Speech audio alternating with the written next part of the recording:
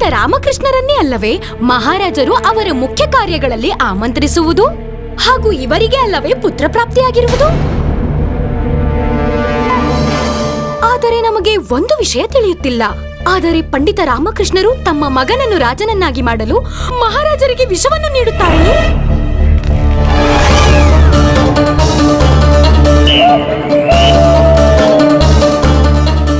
ಕಥೆಯಲ್ಲಿ ಹೇಳಿದ ಹಾಗೆ ಪುತ್ರ ಮೋಹವೇ ಅತಿ ದೊಡ್ಡ ಮೋಹ. ಮಹಾಮಂತ್ರಿಗಳೇ, ಆ ಬೊಂಬೆಯಾಟದವನಿಗೆ ಉಡುಗೊರೆ ನೀಡಿ ಅವರನ್ನು ಕಳಿಸಿ. ಹಾಗೂ ಇನ್ನು ಮುಂದೆ ನಮ್ಮ ರಾಜ್ಯದಲ್ಲಿ ಅವರು ಕಾಣುವಂತಿಲ್ಲ. ಕಂಡರೆ ನಿಮ್ಮ ಆಜ್ಞೆಯಂತೆ ಆಗಲಿ ಮಹಾರಾಜರೇ.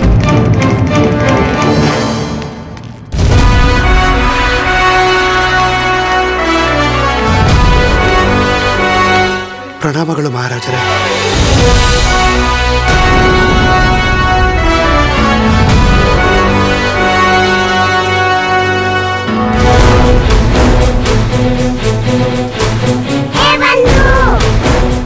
ರಾಮ, ಮಹಾರಾಜರು ಎದ್ದು ಹೋದಾಗಿನಿಂದಲೂ ನನಗೆ ನಿನ್ನ ಸಂದೇಹ ನಿಜವಾಗುತ್ತದೆ ಎನಿಸುತ್ತಿದೆ. ಹೌದು ಬಂಧು, ಮಹಾರಾಜರು ಹೇಳಿದ ಹಾಗೆ ಅರಮನೆಯಲ್ಲಿ ನಡೆದಂತಹ ಬೊಂಬೆಯಾಟ ಆದ್ಮೇಲೆ ಭಾಸ್ಕರನಿಗೆ ಉಡುಗೊರೆ ಕೊಡುತ್ತಿದ್ರು. ಆದರೆ ಮಹಾರಾಜರು ಏನೂ ಹೇಳದೆ ಹೊರಟೋದ್ರು. ನನಗೇನೋ ತೊಂದರೆ ಆಗುತ್ತೆ ಅನಿಸ್ತಿದೆ.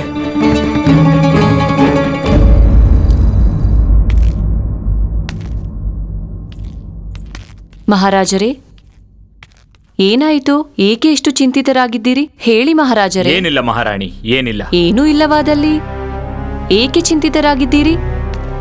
ಮಹಾರಾಣಿಯವರೇ, ನೆನ್ನೆ ನಮ್ಮ ರಾಜಸಭೆಯಲ್ಲಿ ನೀವು ಆ ಬೊಂಬೆಯಾಟವನ್ನು ನೋಡಿದಿರಲ್ಲ? ಹೌದು ಮಹಾರಾಜರೇ. ಏನನ್ನಿಸಿತು ನಿಮಗೆ? ನಮಗೆ ತುಂಬಾ ಇಷ್ಟವಾಯಿತು. ಮಚಲಿ ಪ್ರಸಾದರು ಗೊಂಬೆ ಆಟದಲ್ಲಿ ತುಂಬಾ ನಿಪುಣರಾಗಿದ್ದಾರೆ. ನೀವು ಹೇಳುತ್ತಿರುವುದು ನಿಜವೇ? ಅವನು ಹೇಳಿದ ಕಥೆಯಲ್ಲಿ ಎಲ್ಲ ಪಾತ್ರಗಳು ನಿಜಕ್ಕೂ ರೋಚಕವಾಗಿದ್ದವು. ಹಾಗಾದರೆ ನೀವು ಅದೇ ವಿಷಯದ ಬಗ್ಗೆ ಯೋಚಿಸುತ್ತಿದ್ದೀರಾ? ಹೌದು. ಇಲ್ಲವಲ್ಲ, ನಾವು ಆ ಕಥೆಯ ಬಗ್ಗೆ ಏಕೆ ಚಿಂತಿಸಬೇಕು? ನಮಗೆ ಚಿಂತೆ ಮಾಡಲೆಂದು ಇನ್ನು ಬೇರೆಯ ವಿಷಯಗಳಿದೆಯಲ್ಲ, ಅದರ ಬಗ್ಗೆ ಚಿಂತಿಸುತ್ತೆ. ಹೌದು, ನಮಗೆ ತಿಳಿದಿದೆ. ಸರಿಯಾಗಿ ಹೇಳಿದಿರಿ. ನೀವು ವಿಶ್ರಾಂತಿ ತೆಗೆದುಕೊಳ್ಳಿ. ಸರಿ, ನಾವು ಹೊರಡುತ್ತೇವೆ. ಮಹಾರಾಣಿಯವರೇ, ಒಂದು ಪ್ರಶ್ನೆ ಕೇಳಬಹುದೇ? ಹೇಳಿ ಮಹಾರಾಜರೇ. ಆ ಸಿಂಹ ವಾನರನನ್ನು ಎಷ್ಟು ನಂಬುತ್ತಿತ್ತು? ಮಿತ್ರನಂತೆಯೇ ನೋಡುತ್ತಿತ್ತು. ಆದರೂ ಆ ವಾನರ ಸಿಂಹನೊಂದಿಗೆ ಸಂಚನ್ನೇಕೆ ಮಾಡಿತು? ಏನು? ಹೌದು, ಸಂಚು ಮಾಡಿತು. ಏಕೆ? ಮಹಾರಾಜರೇ, ಈ ಮಾತನ್ನು ನೀವು ಸ್ವತಃ ಪಂಡಿತ ರಾಮಕೃಷ್ಣರನ್ನೇ ಕೇಳಿ. ಏಕೆಂದರೆ ವಾಚಾಳಿ ವಾನರ ಅವರೇ ಅಲ್ಲವೇ? ಚಿಕ್ಕ ಮಹಾರಾಣಿಯವರೇ, ಆ ರೀತಿ ಏನೂ ಇಲ್ಲ. ಅದು ಒಂದು ಕೇವಲ ಕಾಲ್ಪನಿಕ ಕಥೆಯಾಗಿತ್ತು. ಅದರಲ್ಲಿದ್ದ ಪಾತ್ರಗಳು ಕೇವಲ ಕಾಲ್ಪನಿಕ. ಹಾಗಿದ್ದರೆ ನಿಮ್ಮ ಮಾತಿನ ಅರ್ಥ ನಮ್ಮ ಮಹಾರಾಜರು ನಂದನವನದಲ್ಲಿರುವ ಸಿಂಹವಲ್ಲವೇ? ಇಲ್ಲ, ನಮ್ಮ ಮಹಾರಾಜರು ವಿಜಯನಗರ ಸಾಮ್ರಾಟ ಶ್ರೀ ಕೃಷ್ಣದೇವರಾಯರು. ನೀವು ಆ ಕಥೆಯಲ್ಲಿ ಲೀನರಾಗಿ ಗೊಂದಲಗೊಳ್ಳಬೇಡಿ. ಅದು ಕೇವಲ ಕಾಲ್ಪನಿಕ ಕಥೆ. ನಮ್ಮ ವಾಸ್ತವಿಕ ಜೀವನಕ್ಕೆ ಯಾವುದೇ ಸಂಬಂಧವಿಲ್ಲ. ಸಂಬಂಧವಿದೆ ಮಹಾರಾಣಿ ಚಿನ್ನಾದೇವಿಯವರೇ, ಸಂಬಂಧವಿದೆ. ಯಾವುದೇ ಕಥೆಗಾರನು ತನ್ನ ಕಥೆಗೆ ಪ್ರೇರಣೆಯನ್ನು ನೈಜ ಜೀವನದಿಂದಲೇ ಪಡೆದುಕೊಳ್ಳುತ್ತಾನೆ. ಅದು ಗೊಂಬೆಯಾಟವಾಗಿದ್ದರೂ ಸರಿ. ಶುಭರಾತ್ರಿ.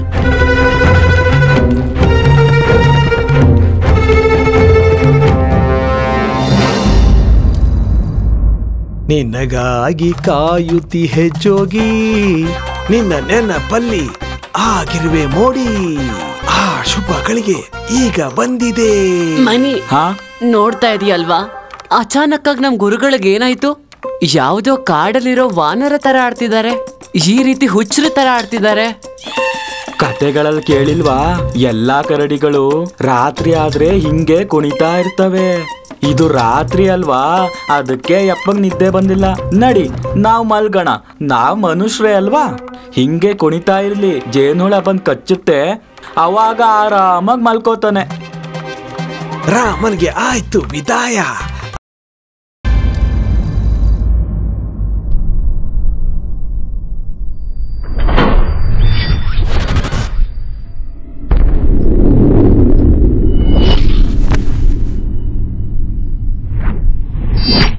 ರಾಮ, ಈಗ ನೀನು ನಮ್ಮ ಜಾಲದಿಂದ ತಪ್ಪಿಸಿಕೊಳ್ಳುವುದು ಕಷ್ಟ ಮಾತ್ರವಲ್ಲ, ಅಸಾಧ್ಯ.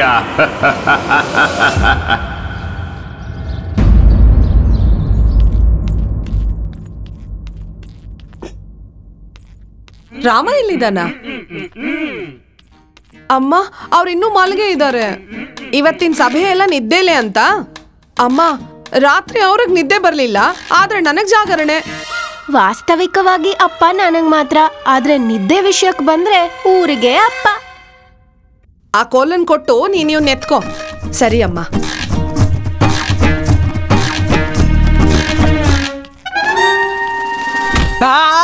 ಯಜಮಾನ್ರೆ, ನನ್ನ ಏನು ಮಾಡ್ಬೇಡಿ. ನಾನು ಕಾಡ್ಬಿಟ್ಟು ಹೊರಟೋಗ್ತೀನಿ. ನನ್ನನ್ನು ಬಿಟ್ಬಿಡಿ. ಅಮ್ಮ, ಇಲ್ಲಿ ನೋಡಿ, ಬೊಂಬೆ ಆಟ ನೋಡಿದ್ದು ನಿನ್ನೆ, ಆದ್ರೆ ಇನ್ನು ಅದೇ ಭ್ರಮೆಲೇ ಇದ್ದಾರೆ. ವಾಸ್ತವಕ್ಕೆ ಇನ್ನೂ ಬಂದೇ ಇಲ್ಲ. ಎದ್ದೇಳೋ ವಾಚಾಳಿ ವಾನರ, ಬೆಳಕು ಹರಿದಾಗಿದೆ. ಸೂರ್ಯ ನೆತ್ತಿ ಮೇಲೆ ಬಂದಿದ್ದಾನೆ. ಸೋಂಬೇರಿ. ಅಪ್ಪ, ನೀವೇ ನನಗೆ ಕತೆಗಳು ಹೇಳ್ಬೇಕಾದ್ರೆ ಹೇಳಿದಿರಲ್ಲ, ಇವಾಗ ಜಾಸ್ತಿ ನಿದ್ದೆ ಮಾಡಿದ್ರೆ ಮುಂದೆನೂ ನಿದ್ದೆ ಮಾಡ್ತಾನೆ ಇರ್ಬೇಕು. ನಿಮ್ ಬಗ್ಗೆ ಅಲ್ಲ ಅಂದ್ರು ನನ್ ಬಗ್ಗೆ ಆದ್ರೂ ಸ್ವಲ್ಪ ಯೋಚನೆ ಮಾಡಿಪ್ಪ, ಎದ್ದೇಳಿ. ವಾವಾ, ನಾನು ಸುಸ್ತಾ? ನೀನೇನು ಶಾರದಾ ಮಹಾತಾಯಿ ಮರ್ತೋದಾ? ಆ ಬೊಂಬೆ ಆಡ್ಸೋನ್ ಹೇಳಿದ್ನಲ್ಲ, ನೀನು ಹೆಣ್ಣು ಕೋತಿ, ವಾಚಾಳ ವಾನರನ ಹೆಂಡತಿ.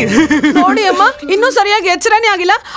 ಹಲ್ಲುಜ್ಜದೆ ನನ್ನನ್ನು ರೇಗಿಸ್ತಾ ಇದ್ದಾರೆ. ಅಮ್ಮ, ಶಾರದಾನೆ ಮೊದಲು ನನ್ನ ರೇಗಿಸಿದ್ದು, ಅದಕ್ಕೆ ನಾನು ಈ ತರ ಹೇಳ್ಬೇಕಾಯ್ತು. ಸುಮ್ನೆ ವಟವಟ ಮಾಡ್ಬೇಡ, ಹೋಗು ಸ್ನಾನ ಮಾಡ್ಕೊಂಡ್ ಬಾ. ಭಾಸ್ಕರ್ಗೆ ಮಾಲಿಶ್ ಮಾಡ್ಬೇಕು, ಎಣ್ಣೆ ತಗೊಂಡ್ ಬಾ, ತಡ ಮಾಡ್ಬೇಡ. ಏನು? ಅದು ನಾನಂತೂ ನೆನ್ನೆನೆ ತಂದಿದ್ನಲ್ಲ. ಈ ಭಾಸ್ಕರನು ನನ್ ಬಂಧು ತರ ಎಣ್ಣೆ ಕುಡಿತಾ ಇದ್ರೆ ನಾನು ಒಂದಲ್ಲ ಒಂದಿನ ಎಣ್ಣೆ ಬಾವಿನೇ ತೋಡಿಸ್ಬೇಕಾಗತ್ತೆ.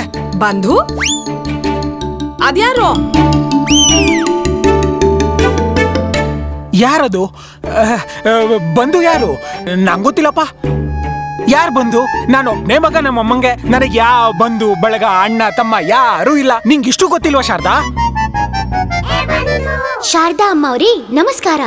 ನಾನು ನಿಮ್ಮ ಮೈದುನ ಬಂಧು. ಸುಮ್ನೆ ಇರು ಬಂಧು, ಬಾಯಿ ಮುಚ್ಕೊಂಡಿರು. ಬಂದ್ಬಿಟ್ಟ ನಾನು ಬಂಧು ಅಂತ ಹೇಳಕ್ಕೆ.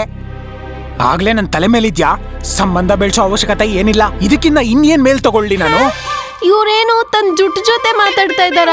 ಅಯ್ಯೋ, ನನ್ಗೇನು ಅರ್ಥ ಆಗ್ತಾ ಇಲ್ವಲ್ಲ. ಅಯ್ಯೋ, ನನಗ್ ತಲೆ ತಿರುಗ್ತಾ ಇದೆಯಲ್ಲ.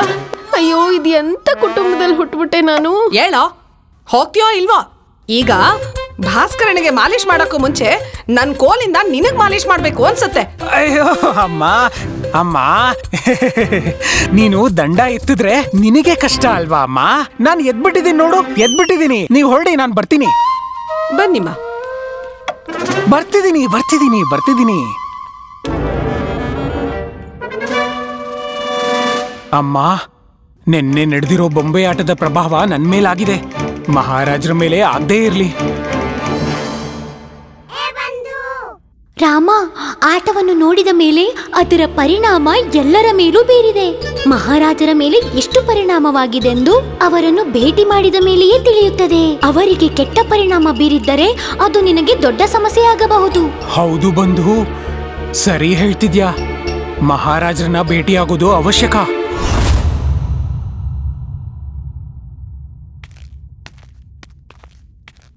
ಮಹಾರಾಜರಿಗೆ ಜಯವಾಗಲಿ. ಮಹಾಮಂತ್ರಿಗಳೇ, ನಾವೀಗ ಒಂದು ವಿಚಿತ್ರ ಯೋಚನೆಯಲ್ಲಿ ಸಿಲುಕಿದ್ದೇವೆ. ನೀವು ಸಹಾಯ ಮಾಡುವಿರೇ? ಅವಶ್ಯವಾಗಿ ಮಹಾರಾಜರೇ. ಅದ್ಭುತ. ನೀವು ಹೇಳಬಲ್ಲಿರೆ, ಈ ವಾನರ ಸಿಂಹದೊಂದಿಗೆ ಏಕೆ ಸಂಚು ಮಾಡಿತು? ವಾಚಾಳಿ ಸಂಚು ಮಾಡಿದ್ದರೆ ಇದಕ್ಕೆ ಕಾರಣ ತಿಳಿಯಬೇಕೆಂದರೆ ಅದಕ್ಕೆ ಆ ಮಹಾರಾಜರೇ ಆಸ್ಥಾನದಲ್ಲಿ ಸಭೆಯನ್ನು ಏರ್ಪಡಿಸಿ.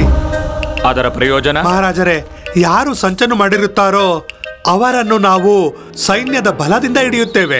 ಆದರೆ ವಾಚಾಳಿ ವಾನರ ಎಲ್ಲಿರುತ್ತಾನೆಂದು ನೀವು ನಮಗೆ ಹೇಳಿ. ನಂದನವನದಲ್ಲಿ. ನಂದನವನ? ಆದರೆ ಮಹಾರಾಜರೇ, ಈ ನಂದನವನ ಎಲ್ಲಿದೆ? ಮಹಾಮಂತ್ರಿಗಳೇ, ನಿನ್ನೆ ರಾಜಸಭೆಯಲ್ಲಿ ಗೊಂಬೆಯಾಟ ನಡೆಯುತ್ತಿದ್ದಾಗ ನೀವು ಮಲಗಿದ್ದೀರೇನು?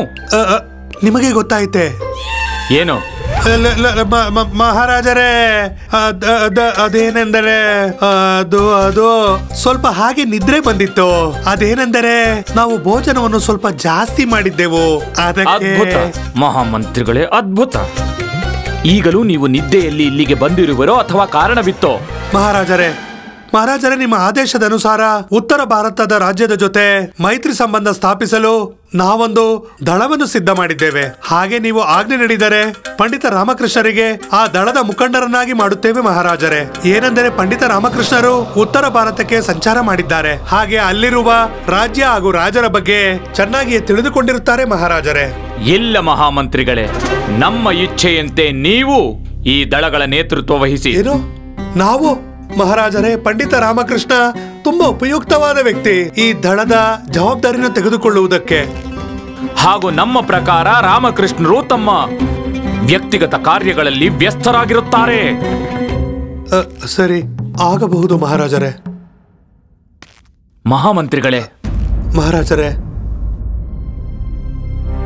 ಆ ವಾನರ ಸಿಂಹದೊಂದಿಗೆ ಏಕೆ ಸಂಚು ಮಾಡಿತು ಎಂಬುದು ನಮಗೆ ಇನ್ನೂ ತಿಳಿಯುತ್ತಿಲ್ಲ. ಮಹಾರಾಜರೇ, ಅದು ಸಂಚು ಯಾಕೆ ಮಾಡಿತು ಎಂದು ನನಗೂ ತಿಳಿದಿಲ್ಲ ಮಹಾರಾಜರೇ. ಹಾಗಿದ್ದರೆ ಯಾರಿಗೆ ತಿಳಿದಿರಬಹುದು ಮಹಾಮಂತ್ರಿಗಳೇ? ಇದು ಯಾರಿಗೂ ಗೊತ್ತಿಲ್ಲ. ಯಾಕೆಂದರೆ ಅದು ಕಾಲ್ಪನಿಕ ಮನೋರಂಜನೆಗೆಂದು ಮಾಡಿದ ಬೊಂಬೆಯ ಆಟವಷ್ಟೇ. ಇಲ್ಲ ಮಹಾಮಂತ್ರಿಗಳೇ, ಮಚಲಿ ಪ್ರಸಾದನನ್ನು ನಮ್ಮ ಎದುರಿಗೆ ಪ್ರಸ್ತುತಗೊಳಿಸಿ. ನೀವು ಮತ್ತೊಮ್ಮೆ ಆಟವನ್ನು ನೋಡುತ್ತೀರಾ? ಇಲ್ಲ ಮಂತ್ರಿಗಳೇ, ಈ ಕಥನವನ್ನು ರಚಿಸಿರುವವರು ಅವರೇ. ಅವರಿಗೆ ತಿಳಿದಿರುತ್ತದೆ ಆ ವಾನರ ತನ್ನ ಸ್ನೇಹಿತನೊಂದಿಗೆ ಏಕೆ ಸಂಚು ಮಾಡಿತು ಎಂದು.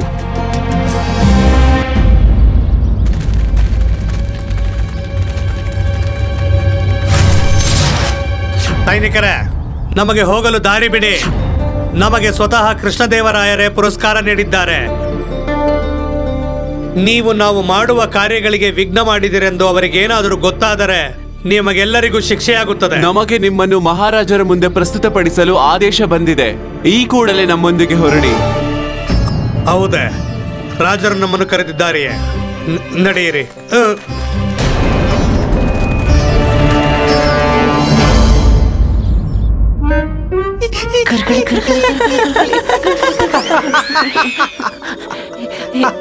ಈ ಬಾರಿ ನಮ್ಮ ಹಾಗೂ ನಮ್ಮ ಭಾಗ್ಯರೇಖೆಗಳ ಒಂದುಗೂಡುವಿಕೆಯು ನಮಗೆ ಒಳ್ಳೆಯ ಪರಿಣಾಮವನ್ನೇ ತಂದಿವೆ. ಆದ್ದರಿಂದ ನಮ್ಮ ಹೃದಯದ ಬಡಿತ ಒಂದು ಕ್ಷಣವೂ ಶಾಂತವಾಗಿ ನಿಲ್ಲದೆ ಠಪ್ ಠಪ್ ಠಪ್ ಠಪ್ ಠಪ್ ಠಪ್ ಢಬ್ ಢಬ್ ಎನ್ನುತ್ತಿದೆ. ನೀವು ಕೂಡ ತುಂಬಾ ಖುಷಿಯಾಗಿ ಕಾಣುತ್ತಿರುವಿರಿ ಮಕ್ಕಳೇ. ಹೇಳಿ ಹೇಳಿ ಹೇಳಿ, ಏನು ಸಮಾಚಾರ? ಗುರುಗಳೇ, ವಿಷಯ ಏನಂದ್ರೆ ಸೌದಾಮಿನಿಯ ನೃತ್ಯ ನೋಡಕ್ಕೆ ಒಬ್ಬ ವ್ಯಾಪಾರಿ ಬಂದಿದ್ದ. ನಾವ್ ಅವನಿಗೆ ಕಲ್ಲಲ್ಲಿ ಎಷ್ಟು ಹೊಡೆದು ಅಂದ್ರೆ ಕೊನೆಗೆ ಅವನ್ ದೃಷ್ಟಿನ ಕಳ್ಕೊಂಡ್ಬಿಟ್ಟ. ಹೌದಾ ಹೌದಾ ಹೌದಾ, ಹಾಗಾಗೆ ಖುಷಿಯಾಗಿರುವಿರಿ? ಇಲ್ಲ ಗುರುಗಳೇ, ಇಬ್ರು ಭಿಕ್ಷುಕರು ಭಿಕ್ಷೆ ಬೇಡಕ್ಕೆ ಒಳಗ್ ಬರ್ತಿದ್ರು. ಇಲ್ಲಿನ ಸಂಬಂಧಿಕರು ಇರೋ ಹಾಗೆ ಬರ್ತಾ ಇದೆಯಲ್ಲ ಅಂತ ಕೇಳಿದ್ವಿ. ನಾವಿಷ್ಟ ಹೇಳಿದ್ದಕ್ಕೆ ಅವ್ನ್ ಹಿಂತಿರುಗ್ ನೋಡ್ದೆ ಹಾಗೆ ಹೋದ. ಮತ್ತೆ ಓಡ್ತಾ ಓಡ್ತಾ ಸಂಬಂಧಿಕರ ಹತ್ರ ಭಿಕ್ಷೆ ಬೇಡಲ್ಲ ಅಂತ ಹೇಳ್ಕೊಂಡ್ ಹೋದ. ಓ ಹೌದಾ ಹೌದಾ, ಆದ್ದರಿಂದಲೇ ಖುಷಿಯಾಗಿರುವಿರಿ? ಇಲ್ಲ ಗುರುಗಳೇ, ಇದ್ರೊಟ್ಟಿಗೆ ಒಂದು ಚಿಕ್ಕ ವಿಷಯ ಕೂಡ ನಡೀತು. ಹೌದು, ಏನು? ಅದೇನಂದ್ರೆ ನಾವು ನಿಮ್ ಮನೆಗ್ ಬರ್ಬೇಕಾದ್ರೆ ದಾರಿಯಲ್ಲಿ ಆ ಮಚಲಿ ಪ್ರಸಾದ ಸಿಕ್ತ. ಅದೇ ಆ ಗೊಂಬೆ ಆಡ್ಸೋನಿದ್ದಾನಲ್ಲ ಅವನನ್ನ ಸೈನಿಕರು ಬಂಧಿಸಿದ್ರು. ಯಾಕೆ?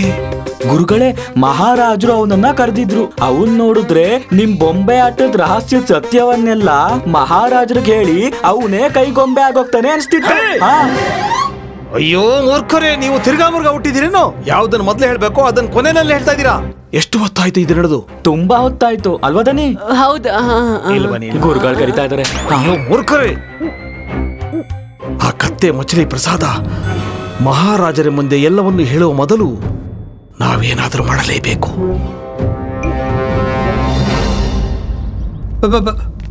ಪ್ರಣಾಮಗಳು ಮಹಾರಾಜರೇ. ಪ್ರಣಾಮಗಳು ಮಚಲಿ ಪ್ರಸಾದರೇ. ಮಹಾರಾಜರೇ, ನಾನಂತೂ ಖಂಡಿತವಾಗಿಯೂ ನಿರ್ದೋಷಿ. ನಾನಂತೂ ಏನೂ ತಪ್ಪು ಮಾಡಿಲ್ಲ. ನಮಗೆ ಗೊತ್ತಿದೆ, ನಮಗೆ ತಿಳಿದಿದೆ ನೀವು ಯಾವ ತಪ್ಪು ಮಾಡಿಲ್ಲವೆಂದು. ಆದರೆ ನಿಮ್ಮ ಕೈ ಬೆರಳುಗಳಿಂದ ಕುಣಿಯುವ ಬೊಂಬೆಗಳಿವೆಯಲ್ಲ, ಅದೇ ಎಲ್ಲವನ್ನು ಮಾಡುತ್ತದೆ. ಅದು ಕುಣಿಯುವುದು ನಿಮ್ಮಿಂದಲ್ಲವೇ? ಆದರೆ ಮಹಾರಾಜರೇ, ಈ ಎಲ್ಲ ಯೋಜನೆ ವಾನರದ್ದೇ ಆಗಿತ್ತಲ್ಲವೇ? ಹೌದು ಹೌದು ಮಹಾರಾಜರೇ, ನಿಜವಾಗಲೂ ನೀವು ಸತ್ಯವನ್ನೇ ಹೇಳಿದಿರಿ. ಹೊಡಿರಿ ಚಪ್ಪಾಳೆ. ಮಹಾರಾಜರೇ, ಈ ಮಚಲಿ ಪ್ರಸಾದರು ಬೇರೆ ಏನೂ ಹೇಳಲು ಹೊರಟಿದ್ದರು.